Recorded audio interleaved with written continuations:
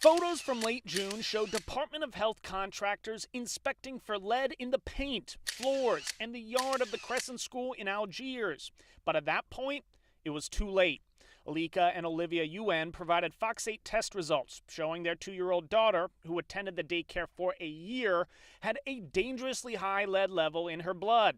According to the CDC, lead can damage the brain, slow growth, and even lower IQ. Those are things that you can spiral really fast thinking about. The UN say their daughter's doctor discovered the lead during a routine appointment, and they quickly learned they needed to hospitalize her. I think the best way I've thought about this, how I would describe it, is like a scream being trapped in your chest. They say the doctor's office alerted the Louisiana Department of Health. State contractors then inspected their home and the Crescent School. The contractors say they found no lead at the family's home. But a state report shows inspectors found dangerous levels of lead at the school, enough for the state to shut it down. Liza Drennan owns the school. I do not take this lightly. I do not want any family to deal with what has happened here ever again. The Department of Education says in order to get a license to open a daycare, Drennan had to complete this checklist. On that list, getting a health department inspection to make sure the building met state standards. The Department of Education says Drennan got the checklist done, and state records show the Department of Health recommended she get her daycare license in April 2024. But remember, more than a year later, the most recent June state inspection found dangerous levels of lead. In fact, the state's June report indicates no one ever tested for lead paint, not even during the state's initial inspection. I trusted, like I said, and I don't know how many times I can say this, I trusted the Department of Health and I trusted the Department of Education to not only make sure that I did everything, but also to say, hey, did you do this? Hey, you missed this. They're supposed to help me. Because it's not just helping me, it's helping a school. After the state suspended Drennan's license, Drennan says the education department notified her that state law requires the owner of any licensed daycare center to have an inspector look for lead hazards if the building wasn't cleared of lead since 1978. The school building was constructed in 1812.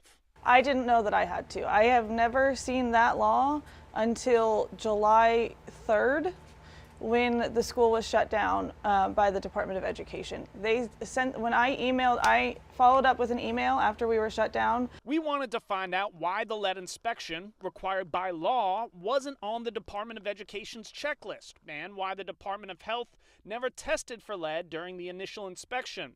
The Department of Education wouldn't make anyone available for an interview and deferred us to the state health department. That's hard to see. I think the state is one team, and the state is one should be one system that is working together toward a common goal. When we went to the Department of Health to find out why lead testing wasn't done in the initial inspection of the daycare, it sent us a statement acknowledging it didn't test for lead and doesn't test for lead for schools or restaurants. We wanted to sit down with someone from the health department to find out why, but it also wouldn't make anyone available for an interview. My responsibility is to follow the checklist that I am given when opening a center. I trust the State Department to shepherd me through that process. Is it my responsibility to know everything that I should know? Yes. It's my responsibility to care for children. It's my responsibility to know of child development. I trust the Department of Education and the Department of Health to give me every bit of information I need to open a center. After the school's closure, the state surgeon general warned families who have children at the Crescent School that at least 2 other students, in addition to the UN's daughter, had elevated lead blood levels.